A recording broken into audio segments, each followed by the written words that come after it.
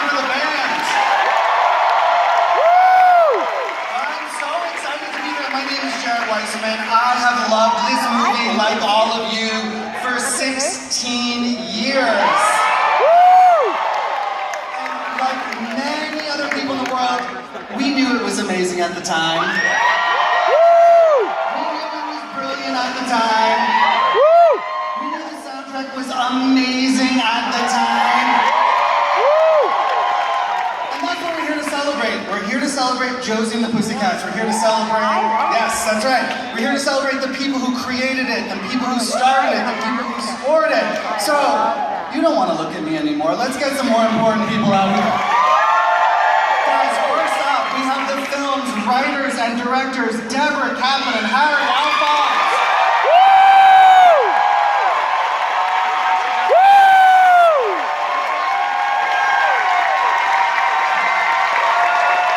Please welcome back to the stage the singing voice of Josie, Hanley.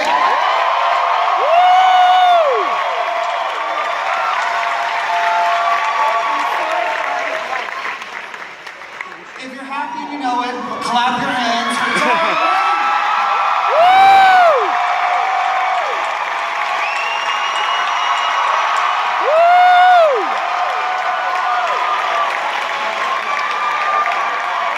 And last but not least, she's our punk rock prom queen, Rachel Lee Cook.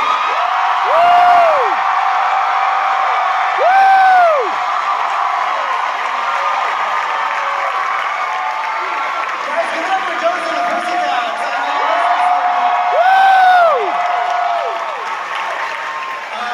Okay, first thing, I just have to ask, I mean, that was the first time this music has ever been performed live like that. What was going through everybody's mind, like watching the audience lose their shit? Tears, crying, feelings in my tender heart.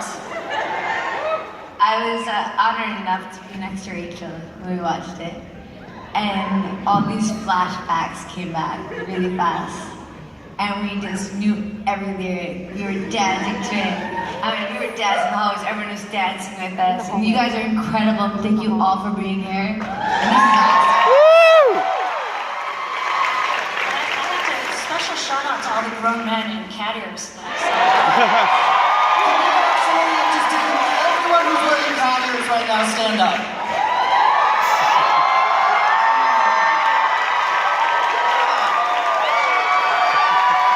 That is awesome, guys. That is awesome.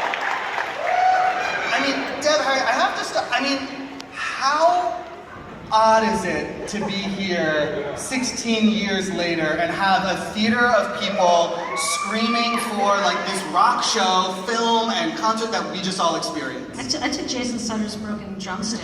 I think we should also. Okay, so we're going to get some merchandise from tonight signed by some of the people in the band, and we're going to auction it off for Hurricane Reef. So I'm going to.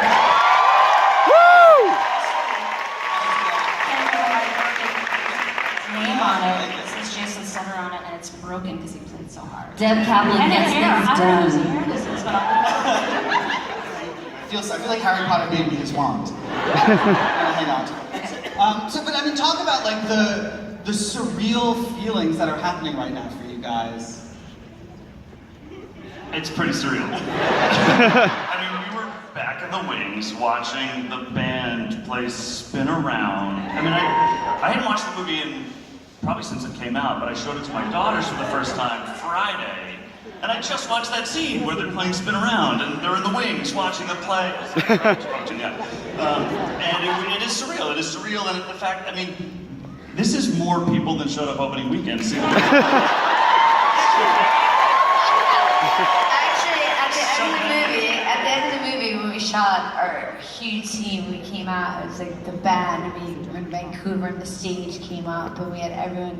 I think we had more people here right now than we did extras. and we had to promise one of them a car at the end. So jokes in, you get it. Actually? Yes, you guys gave away a car. You did. You did give away a car. Nobody wins a car. That's how we filled the stadium so fast, you guys. But you know what's so interesting is the film that we've all come to know and love sort of wasn't your initial vision for what Josie could be. You guys kind of went through a couple of different iterations of what you thought the movie could be when you were writing the script at first, right? Pass that to Harry because since I had children, I can't remember anything. Well, when they came to us and said, we have Josie and the Pussycats, would you like to make a Josie and the Pussycats movie? And we said, no, that sounds really silly. And they asked again, and we said, no, seriously. And then we realized, this is a movie about a band. We can make a musical, which is, you couldn't really do ever, really. So we could make an original movie musical, and then we thought, okay, let's really think about this. And the thing I remembered as a kid was Josie and the Pussycats, the cartoon show, and it was Josie and the Pussycats in outer space. Shout out to Glee.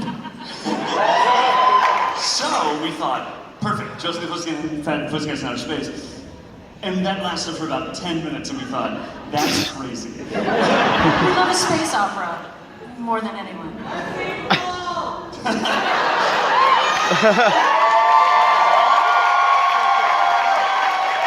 It's not gonna happen, but we will act it out for you right now. No, we won't. So then we started thinking, okay, it's a musical, we should do something music related. And it just came up that we were very aware of what was going on in pop music at the time. It seemed like people were being brainwashed to just sugary pop, and it seemed very manufactured, and we kind of grew up in the age of, rock, and you're supposed to be grunge, and you're supposed to be authentic, and we thought, well, that's what the story should be. It should be about people who kind of get swept up in this machine, and then we thought of the brainwashing and the small little messages, and then it went out to all the product placement, and it is what it is.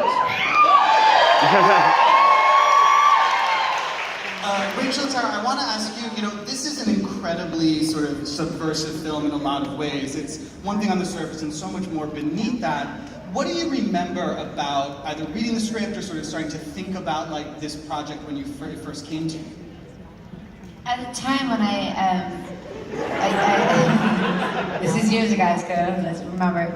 But at the time, I just did American Pie, and I got a 3-picture deal. So this is my second movie on it. It was Josie and the Pussycats. And I remember reading the script thinking, wow, this is so cool. Like, I'm gonna be a rock star. This is amazing. And then I read Melody, and like, she was the happiest girl on earth, but kind of psychic and really smart. So I thought, oh, this is the best. And then Rachel attached, and then you guys got Rosario, and then I met them, and we had our little team together. And as we were shooting it, there's times in the movie you never know what's gonna, obviously, if we're talking about Sharknado, we have never thought that would be a hit. So there's time in life you think, this is the one.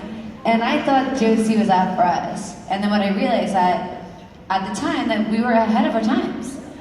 Like, no one Facebook, Instagram, anything. So when we were giving subliminal messages and we were giving all the information, no one got it just then. If we put out the movie now, I think it'd be a whole different story. But to be here right now with the most creative people that created the story, and with Rachel, both of you guys, I'm so happy to be a part of this movie. And this is, out of all the movies I've ever made, this is my favorite one.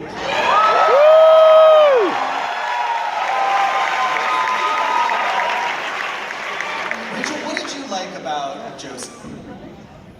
First of all, I love these people. I love you guys so much. I'm not gonna cry.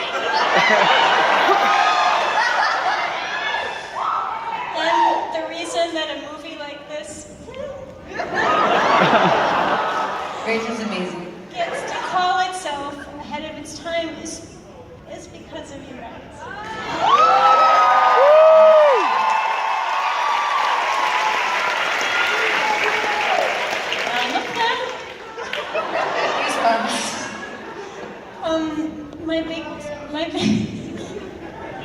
I find you most agreeable as well.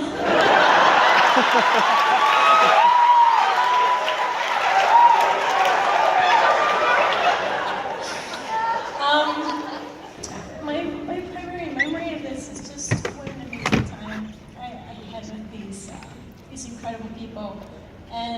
I think Deb and Harry are incredible visionaries, that they're given the very two-dimensional world of Riverdale. And I was a big fan of the Archie comics growing up, so amazing, right? Now that was, good solid love triangle, that you can't go wrong with that. But this world, it needed so much more. And it needed so much more, not on a little bit of an extra level, it needed so much more. And that's where Deb and Harry were just like, what can we say about what's going on right now? Let's take this so much further. And you guys did, and I would be terrified to watch absolutely any other movie I've ever been in. Probably, By the way, except for none of this us one. watched this movie right now for 17 years. So sorry for that very No, I think we're all crying on something.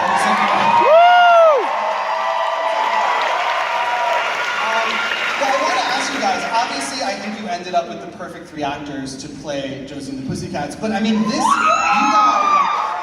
you guys looked, you had casting, and there was a couple of other people who came in for these roles initially before you found your 3. But it was an empty exercise, really. Although we got to meet a marginally talented young girl named Beyonce or whatever. She probably did all right for herself. Yeah, there was a weird list of people who came in for Val, and we went back and sort of looked through our casting sheets when Mondo was putting together all the materials for the album, and it was a day where Beyonce came in, and then Aaliyah, and then Left Eye. It was oh my God, we got to sit in a room with these women, and I remember thinking, gosh, that Beyonce, she's really very shy. I remember she sat on the floor. She kind of just sat on the floor and very quietly read her lines, and we should have bowed down, but we didn't. You're forgiven for that one time. I want to ask what it was about Rachel and Tara that made them so good for these roles. We know, we've seen the movie, but I want you to say it. Look, both of them are so, you can't think of the parts without them being in it.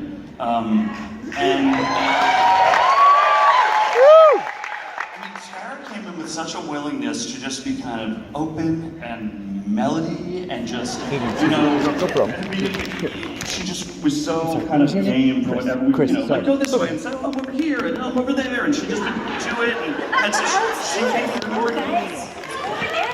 And I remember she came up with a line. She's like, I think it'd be funny if Melody ran with her arms up like this. She's a really awesome. That's great. And then Rachel just said, look, for the front woman of a band, she just has a quality where you feel like she's not giving you everything, that she's holding a little bit back. There's a little bit of mystery to it. And she really draws you in, and we wanted somebody who felt very authentic, who felt like she was going to have these strong beliefs at the beginning of the movie, and it's Rachel. Drowning those eyes. Well, speaking of the band, Kay, I want to turn to you because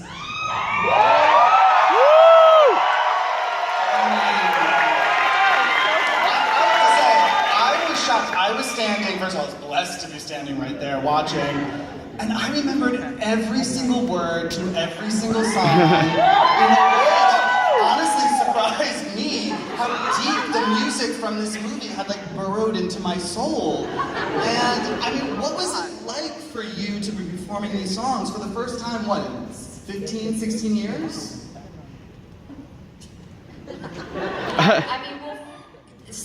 I have so many thoughts and feelings about it. It's really hard to wrap my head around one. When I came out to do Josie, I didn't come out to do Josie. I came out to do the voices of the Pussycats. So, and then by the time I got here, the woman who had been cast to do the voice was just had this incredible Janis Joplin voice, and people heard that voice and looked at Rachel and was just like, that ain't happening.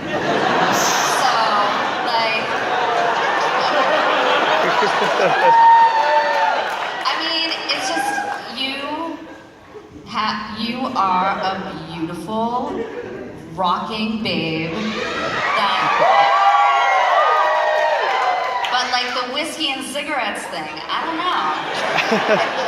So I had come out to do the voices of the Pussycats, and when the other singer was, it just so happened that I got there as they were looking to replace the other singer.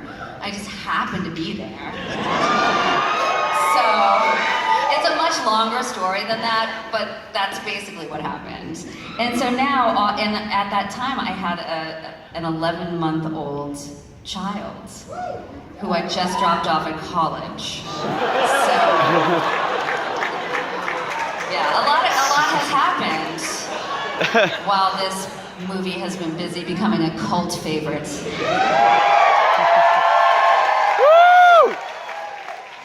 everyone has seen, you got a little emotional singing before. I mean, was it just called, like, actually performing these songs in front of an audience for the first time? I did not cry at rehearsal. When we were practicing these songs, I was not tearing up. But when I saw the reaction of you guys,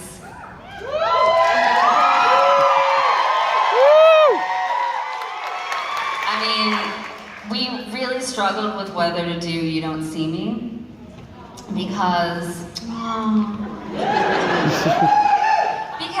it's a rock set, it's short, it's like just like crack them over the head with the rockers, but I knew through, living on this earth and not under a rock, that people really love that song. And it's different from...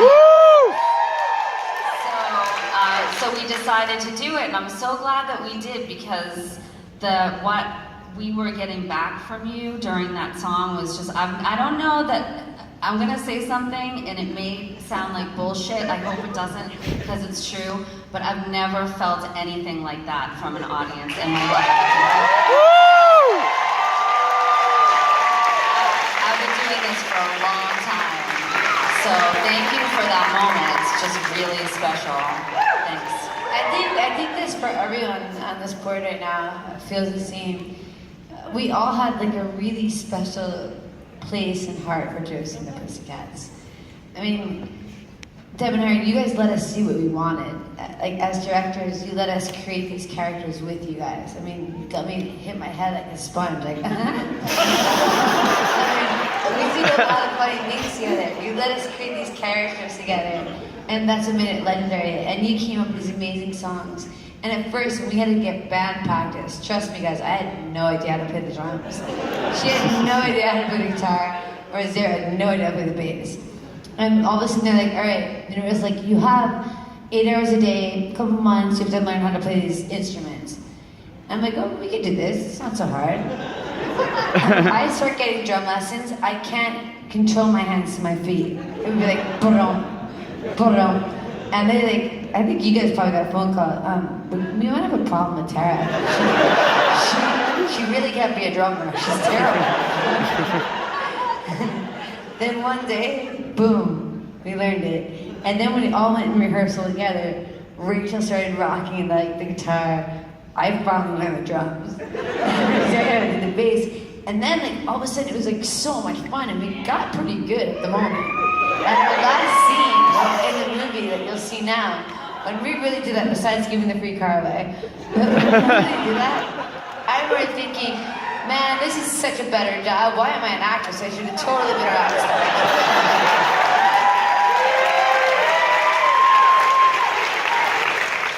You're the most genuinely rock and roll of all of us. And you still are.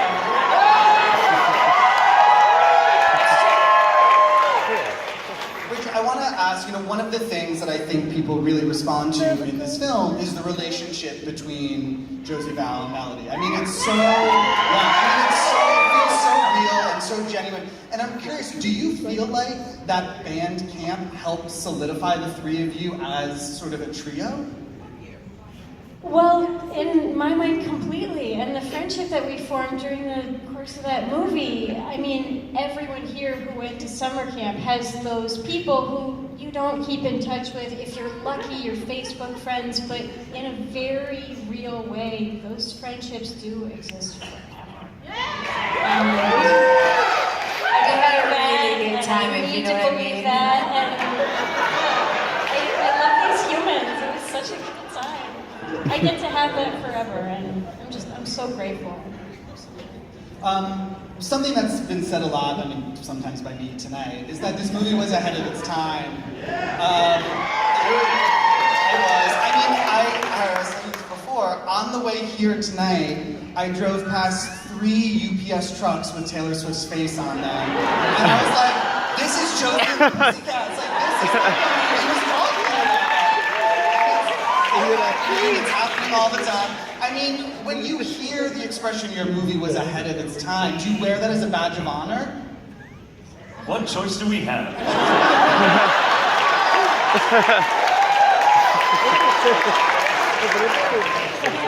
Harry, it's going to be nice someday when we make something that's of its time, as opposed to appreciating it many years later, because I'm getting old. So maybe the next thing, but it's nice that this is really so beautiful, because to have worked so hard on something and then have it come out and make 35 cents and be just decimated. We went into such a deep funk after that movie. We're like, oh, we don't want to do this anymore. It's too hard, and everybody hates us. And throughout time, people, and some of them are in the audience, people who I've made friends with because they liked this movie and reached out, and and now it's all these years later, and I have a 13-year-old daughter who is wearing cat ears tonight. Josie's guitar is sitting in her room, and it's still with us. I mean, I feel like we're in a really, we're in a weird time again, like we were then, in which up is down and down is up, and it's all, I miss when rock bands just came out and were who they were, and there weren't stylists, and Kay was downstairs doing her own makeup. That's how it should be.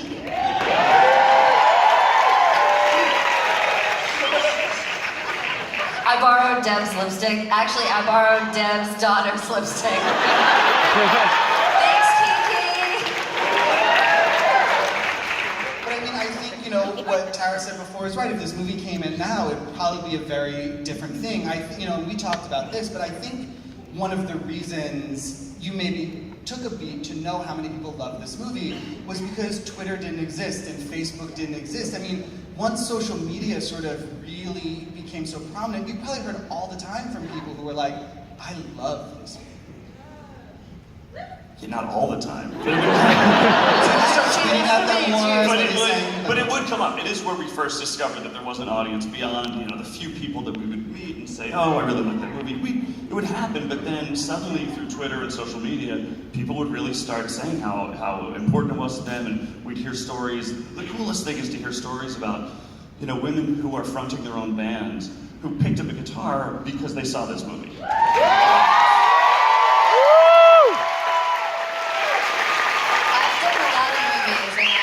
More personal stories about this film that people have come up to me and said, I know this sounds a little crazy, but said, this movie changed my life.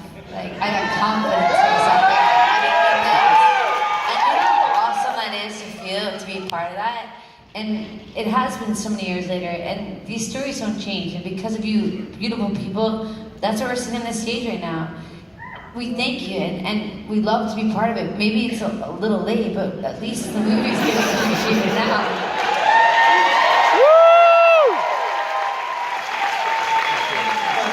Before the advent of social media, Deb, you got to meet a big Josie and the Pussycats fan.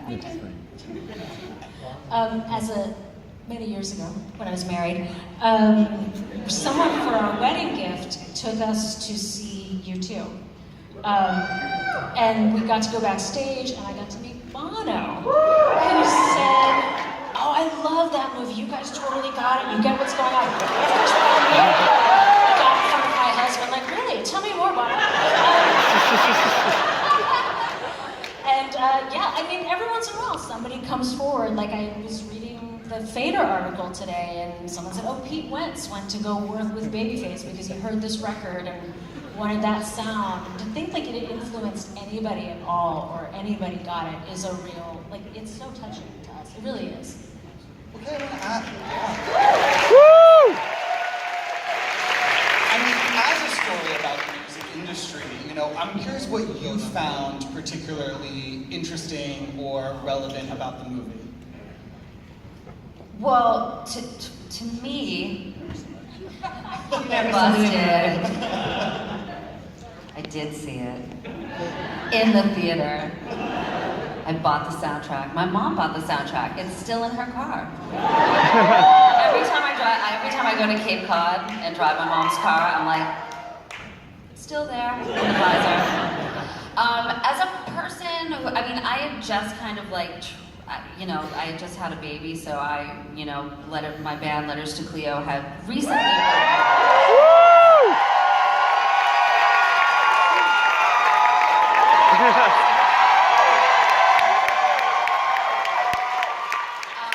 And one of the things that was so funny to me was that it sort of like put rock bands in that sort of like NSYNC or Britney Spears box, which is like a place where rock bands did not dare to tread. Like for us, like I remember one time we were offered a Kool-Aid commercial, and I was like, you would never do that. And it was like, I mean, today I like calling, like looking up Kool-Aid, the fucking Kool-Aid, hello?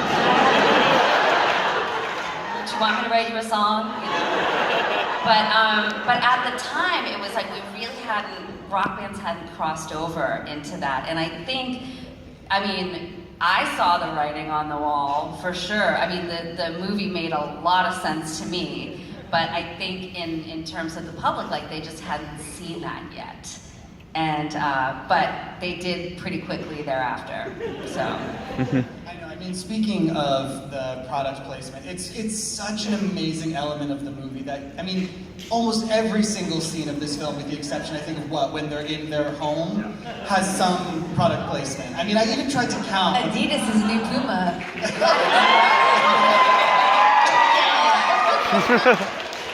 I mean, it's an impressive feat of marketing that I was actually shocked to learn when you guys told me that nobody paid to be in this movie at all. Like, that was the craziest thing to me. No, let's set the record straight once and for all, because I think people looked at the movie and said, oh, you know, this is like the height of hypocrisy, because they put all these products in the movie. There's a Target airplane and the Steve Madden, and nobody who did the movie got paid. Really. We did get some T-shirts from Puma. Like in the concert, when everyone was wearing solid colors, Puma like kicked us some like T-shirts they couldn't sell because they weren't sleeveless like that. But that's it. I mean, that's really it. Like, and there were companies who did not want to be involved. Like, I don't know if anyone is as old as we are, but there was an ad going on for Gap at the time. It was like everybody in denim. Everybody in sweaters. It literally was like everybody wear the same fucking thing. And we had a joke that there was going to be a Josie ad, and it said everybody in leopard. And Gap saw the script and was like, oh hell no. So it became that Steve Madden award. It's actually, I don't think it's America Online, I think. It's when she looks up for the first time after the makeover, she looks up and says, whoa, yeah, it was supposed to be a huge Gap ad. It kind of encapsulated the movie in one image, but they wouldn't let us do it. Well, I want to ask, because we are inching towards screening time. I know. But, I mean, Kay, I want to start with you. I mean, what does it mean to you? I mean, you've created so much music that people love. This is one of those things. I mean, when you're up here tonight and you're seeing 16 years later, you know, people remembering this album that, for all intents and purposes, shouldn't be getting an awesome Mondo vinyl re-release like it is right now. I mean, what does that mean to you that people have loved this music so much? I've been hearing it all 16 years. There's not a week that goes, right now there's not a day, there's not an hour that goes by that I don't hear something about this. But I never stopped hearing about Josie and the Pussycats and how much people loved it. I guess because I was, you know, I wasn't in the film. And You were in the film.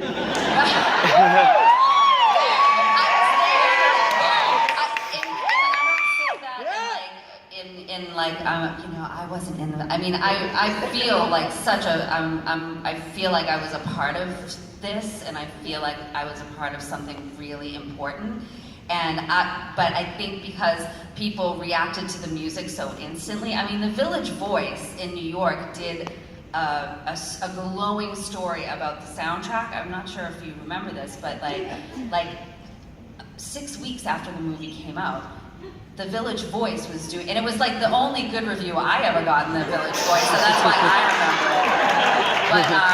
But I've been hearing about this the whole time, so I'm not gonna say like I told you so, but I told you so. Shit's good.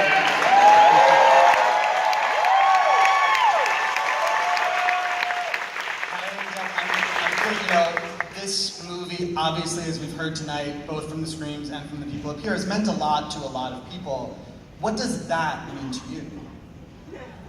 I mean, look, that's why we do it. You know, that's why you make a movie. Hopefully it'll connect with an audience. And, you know, yeah, it would have been nice if it had gotten whatever acclaim that we thought it should have at the time. But for 16, 17 years later, to have this many people feel so passionately about it, that means the world. That's really, and I think, because it really is, for us, it's really rewarding. And again, like, I can't tell you how grateful I am for all of you people for being here and for enjoying the movie for all these years. And we heard you singing this, you knew all the words to the songs. Can I thank Mo? So you guys, the reason this all came about is there's one man from Austin, Texas named Mo Shafi who DM'd me on Twitter and was like, I want to talk to you about an opportunity. I was like, no, thank you. And then he said, I work for a record label. I work for Mondo Records, and you guys know that's the Alamo Draft House. And he said, I wanted to do a 15-year anniversary record of Josie. And he tried to sell it, and no one was buying, and he finally got enough to do 17 years. And this literally is all because of him. He did the entire thing. He got it all organized.